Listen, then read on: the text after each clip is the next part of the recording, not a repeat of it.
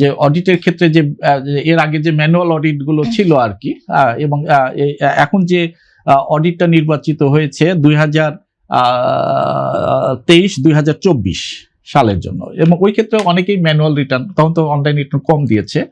এখন ওই ক্ষেত্রে যে ম্যাটারগুলো আছে সেটা হচ্ছে যে ধরেন অনেকের বিনিয়োগ আছে, বিনিয়োগ দেখান নাই, বা আপনার হলো একটা ইনকাম আছে, ইনকামের সপক্ষে ব্যাংক স্টেটমেন্ট দেন নাই। ওদের স্বপ্ন পূরণে পাশে থাকতে পেরে আমরা গর্বিত।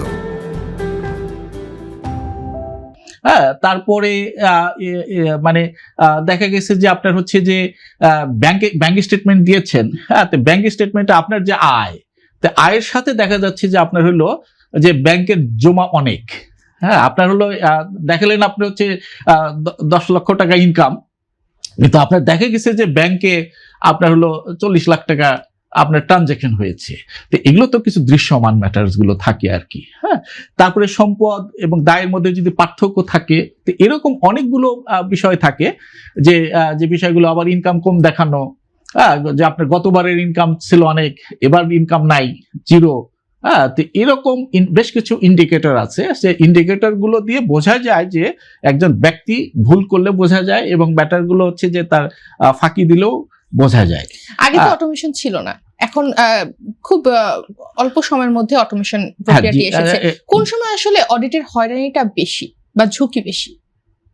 না, অডিটের যে ম্যাটার যেটা আছে সেটা অটোমেশনে আপনার হচ্ছে যে অনেকে যে গাণিতিক ভুল টুল যে ম্যাটারগুলো হয়, যে ম্যানুয়ালি যে ম্যাটারগুলো থাকে, যে ক্যালকুলেশনে আগে যেরকম ম্যাটারগুলো আছে যে আপনার হলো আপনি ক্যালকুলেশন করেছেন, ক্যালকুলেশন করে দেখা যাচ্ছে যে আপনার হলো কম দিয়েছেন, বা দুই জায়গায় গ্যাপ হলো, তো এটা তো গাণিতিক ভুল যে ম্যাটার যেটা আছে, সেই গাণিতিক ভুলগুলো আপনার ম্যানুয়াল রিটার্নে কম্পারেটিভলি বেশি হওয়ার সম্ভাবনাটাই বেশি। কিন্তু আপনার যখনই কম্পিউটার মানে অনলাইনে রিটার্নটা দিবেন, তো অনলাইনে রিটার্ন দিলে তো তখন হলো সে তো করবে, আপনার হলো যে সঠিক ট্যাক্স ক্যালকুলেশন করবে, এবং আপনার হলো কোন গ্যাপ থাকলেও সে এটাকে বলবে। হ্যাঁ, তো কাজে এখানে অনলাইন রিটার্নের ক্ষেত্রে সাধারণত মানে এই গাণিতিক ভুল যেটা আছে, সেই গাণিতিক ভুল হওয়ার জায়গা নাই।